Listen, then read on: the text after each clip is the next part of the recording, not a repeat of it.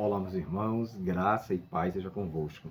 Chegamos aqui na primeira lição do primeiro trimestre de 2026. É claro que a gente vai começar ainda com os 4 dias, ou melhor dizendo, 5 dias, que antecedem o mês de janeiro.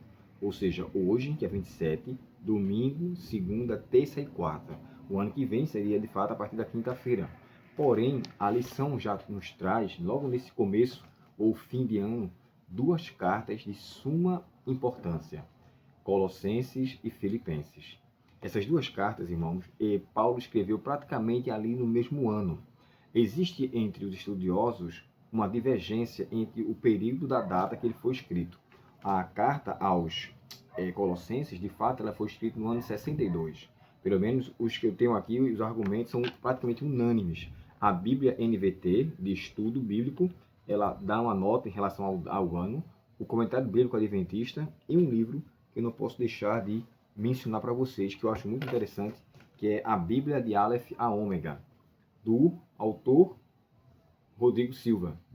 Esse livro aqui, irmãos, ele faz menção sobre os livros, o tema que eles foram escritos e o ano que ele foi escrito. É bem interessante. Aqui fala assim, ó, falando sobre a carta de Filipenses, ele fala: a data de produção desta carta é disputada entre os especialistas. Alguns a colocam em torno do ano de 55, enquanto outros situam no período mais tardio, ou seja, 60 e 62, já que a carta aos Colossenses ela foi no período do ano 62.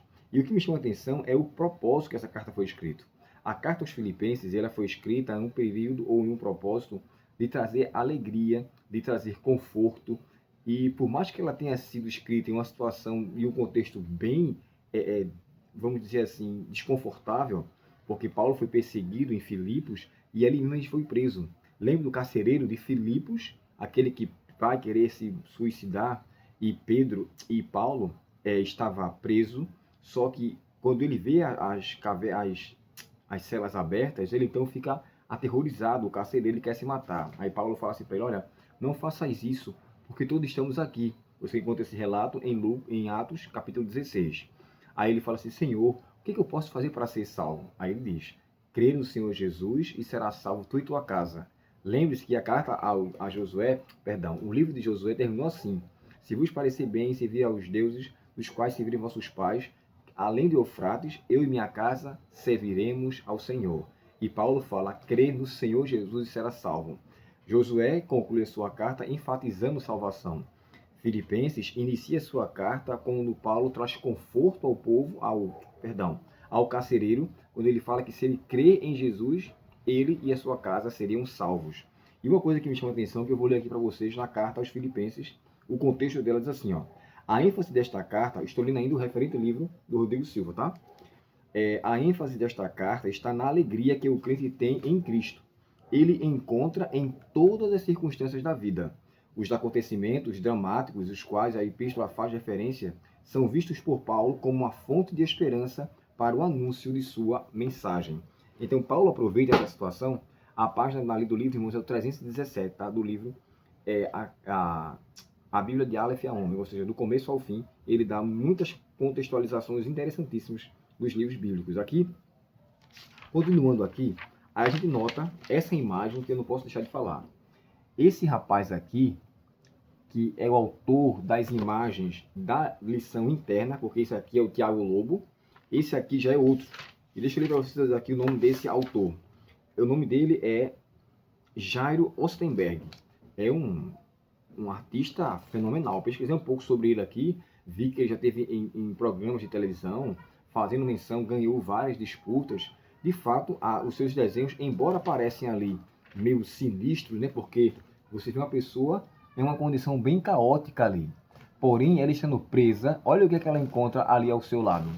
Ela vê uma esperança de vida, ou seja, ao surgir aquela vida dentro do cárcere, eu entendo que essa imagem quer dizer: existe vida em uma situação totalmente adversa, sem luz solar, sem chuva, mas a graça de Deus que subsiste na vida daquele que está ali, lhe traz a bênção de uma vida transformada.